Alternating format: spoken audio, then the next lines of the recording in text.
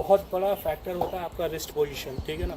अभी कितना अच्छा जिम कर लो, कितना अच्छा ग्राउंड ट्रेनिंग कर लो, बट अगर आपका रिलीज पॉइंट ही, जैसे मैंने पहले भी बोला, जो बॉल के साथ लास्ट कॉन्टैक्ट होता है वो इन दो। ना एक लड़के का क्वेश्चन आया, और जैसे आजकल के टाइम पे लड़के ना बहुत कंफ्यूज रहते हैं इस चीज़ के लिए कि सर जो मेरा फ्रंट फुट है वो कोलैप्स हो जाता है, तो उसकी वजह से क्या मैं फास्ट बॉलर बन पाऊँगा या मैं फास्ट बॉलर नहीं बन पाऊँगा। तो उन लड़कों के लिए मैं बस इतना ही सा बताना चाहता हूँ, जैसे मैंने पहले भी 3 इंपॉर्टेंट फैक्टर बताया था फास्ट बॉलिंग के लिए: velocity of release, height of release and angle of release. जो सबसे इम्पॉर्टेंट फैक्टर होता है ना किसी भी बॉलर के लिए, पेस बॉलर बनने के लिए, उसका velocity of release. Velocity of release means कि उसका जो बैकलेग है वो कितना तेज़ निकल रहा है, ठीक है ना। जैसे मैं एग्जांपल देता हूँ, लाइक शमी एंड स्टेन, ठीक है ना। इन लोगों का भी फ्रंट फुट प्रेस नहीं होता है, बट जो इनका सबसे इम्पॉर्टेंट चीज़ है ना कि इनका नी स्टेबल रहता है।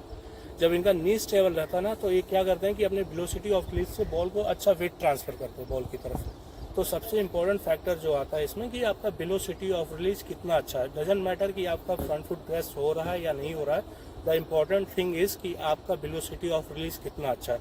If you have a good velocity of release then you be a fast bowler.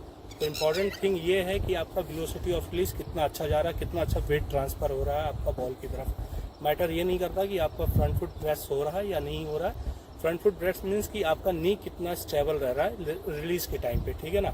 Important thing ये है।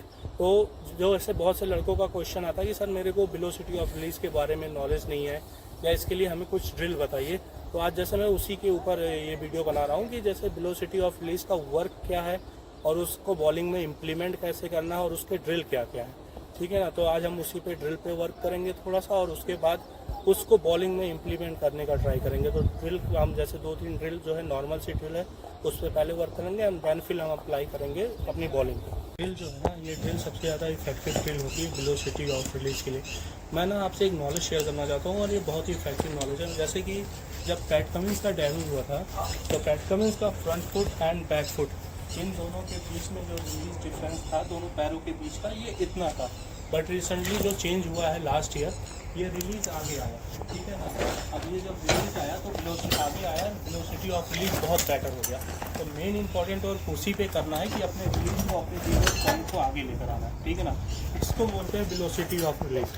तो उसको इम्प्रूव करने के लिए सबसे ज़रूरी चीज़, सबसे पहला जो ड्रिल होता है, इससे करेंगे बैंड के साथ में फ्रंट फुट को स्टेबल रखना है और बैक फुट के बीच के डिफरेंस को कम करना है, ठीक है। तो पहले बहुत ही इफेक्टिव ड्रिल है ये। लिटरली इस ड्रिल में फोकस क्या करते हैं कि जैसे जो आपका बॉलिंग आर्म है, जो आपका रिस्ट पोजीशन है एंड आपका बैक लेग है, ये रिलीज पॉइंट दोनों जब एक लाइन में आता है ना, देन हम उस चीज़ को, अपने रिलीज को फील करते हैं कि लेट हमारा रिलीज हो, ठीक है ना। उस चीज़ को इम्प्रूव करने के लिए ये ड्रिल होती है।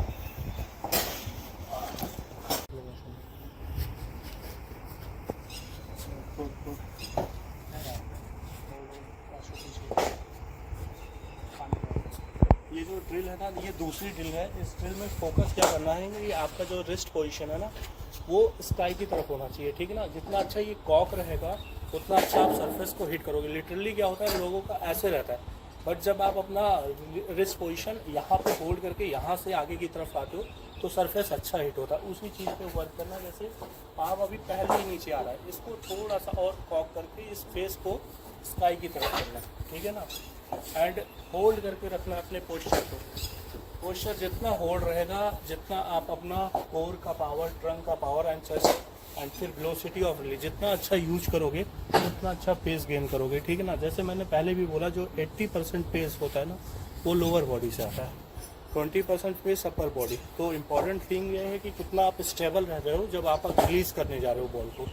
बहुत बड़ा फैक्टर होता है आपका रिस्ट पोजीशन, ठीक है ना।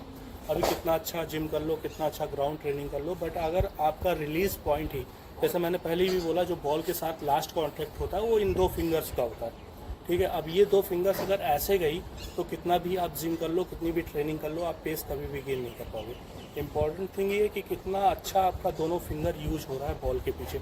तो उस चीज़ के लिए सबसे अच्छी ड्रिल है, ठीक है ना। जहाँ पे ये फोकस करना है कि आपका पाम स्काई की तरफ है, ठीक है ना।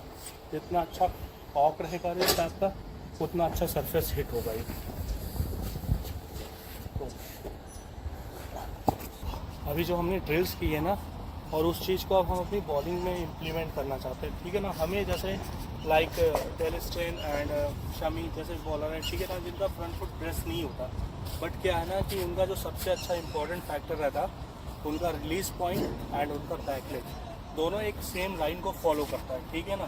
तो क्या होता है कि उन्हें एक एक्स्ट्रा पेस मिलता है, अपने फिनिश को अच्छा मिलता है। इंपॉर्टेंट थिंग ये है कि आपका वेलोसिटी ऑफ रिलीज सबसे ज़्यादा इन्वॉल्व होना चाहिए उसमें। आपका जो रिस्ट है एंड आपका बैक लेग है वो एक अलाइनमेंट में, दैन जितना भी फोर्स लगा सकते हो अपने रिलीज में लगाना है, ठीक है ना। उस चीज़ पे वर्क करना है, जो ड्रिल किया उसी को इम्प्लीमेंट करना है कि आपका रिस्ट आपके राइट जो बॉलिंग को है उससे आगे आए और उसके लाइन में आपका बैक लेग है, ठीक है ना। उसी चीज़ को इम्प्लीमेंट करना है अभी बॉलिंग में, वेलोसिटी ऑफ रिलीज।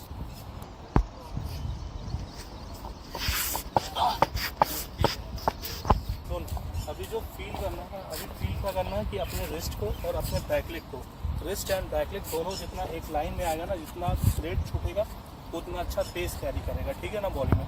इसी को बोलते हैं वेलोसिटी ऑफ रिलीज, ठीक है। ये जितना अच्छा आएगा आपका बैक लेग, जितना अच्छा स्ट्रेच होके आएगा उतना अच्छा आपका रिस्ट पोजीशन सीखना चलेगा, ठीक है ना।